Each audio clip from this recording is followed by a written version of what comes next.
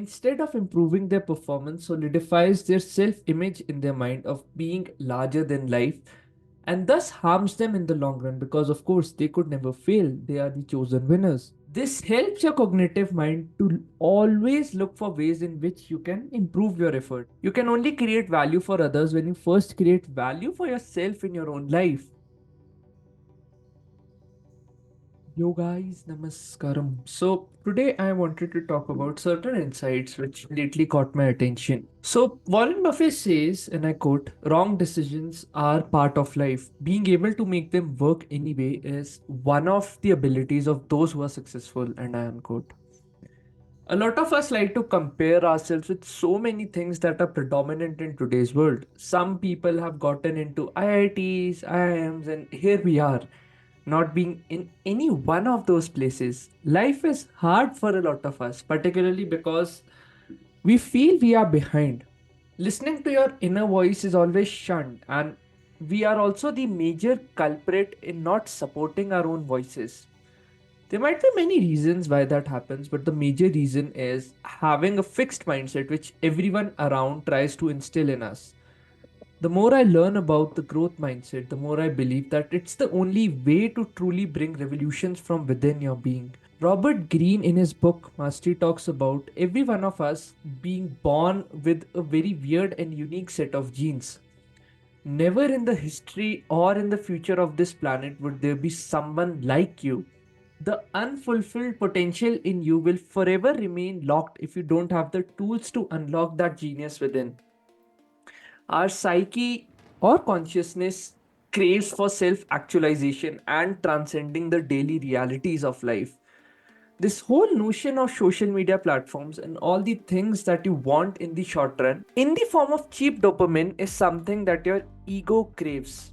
Our egos are built by how we are in social hierarchies. Why a lot of people don't go for their weird dreams is because society develops this so called thing ego within us. Dress a certain way, behave a certain way so that you can be accepted by others.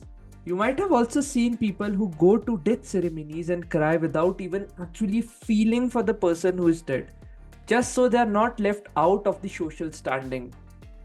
We humans are particularly driven by our animalistic behavior of being a part of the herd. Actual resources are with people who stay on top, and they have a way to kind of keep that leverage for themselves so that they can control those resources.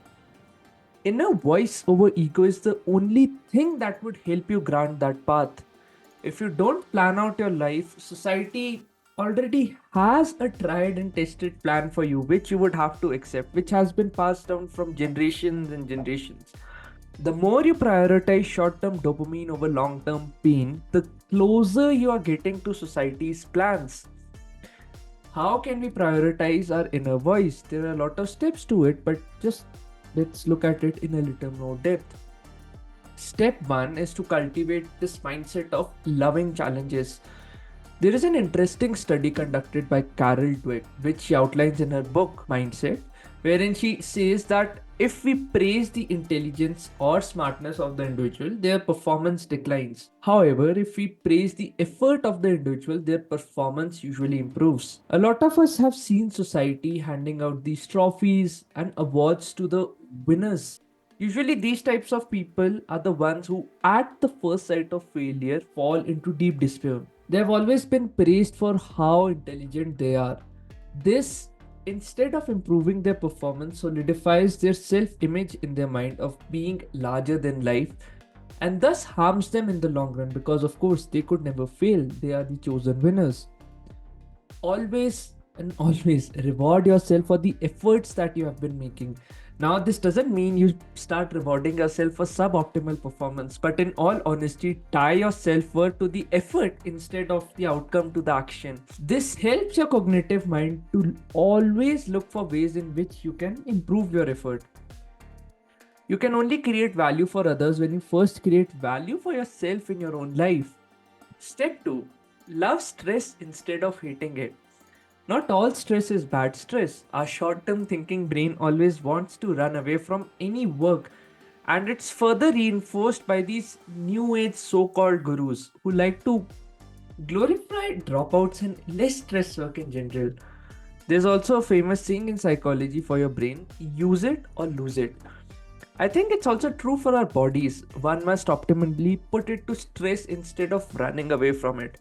Once you develop a love for challenges and also develop a passion for stress is only when we move to step 3, which is we all know what we want to do in life, but let me counter that. A better way to put it is we are all aware of the habits, choices, partners, people, and relationships that we don't want.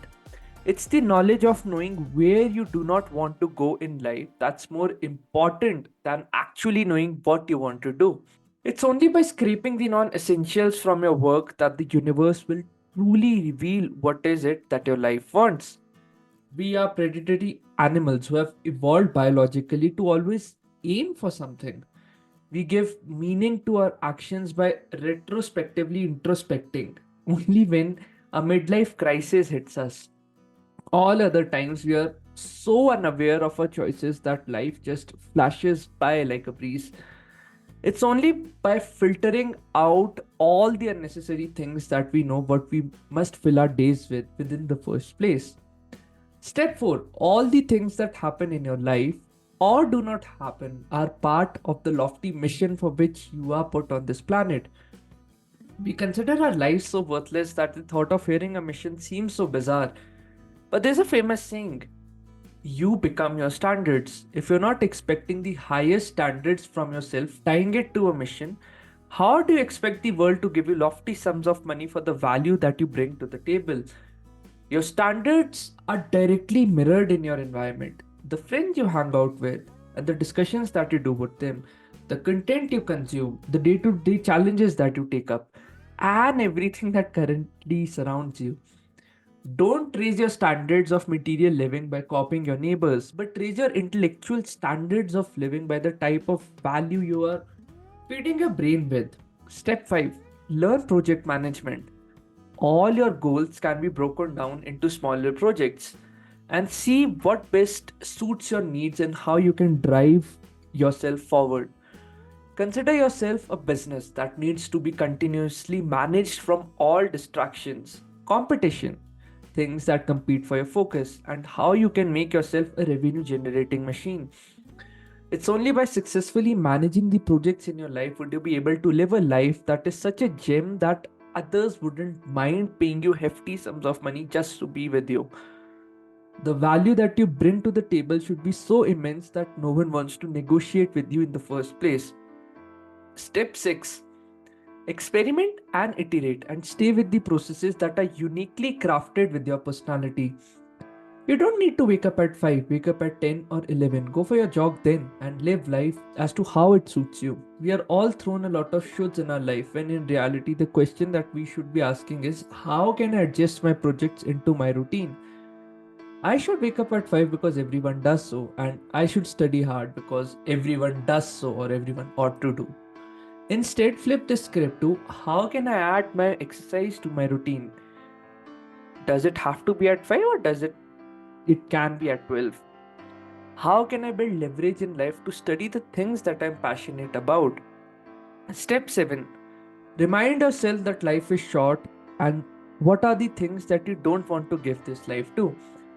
Every moment living with this realization and redetermining again and again is how the wonders of life would reveal to you. The whole effort in life is to become more and more aware of the things that matter to us and discarding ourselves from useless, stupid things that will become causes of regrets for us one day.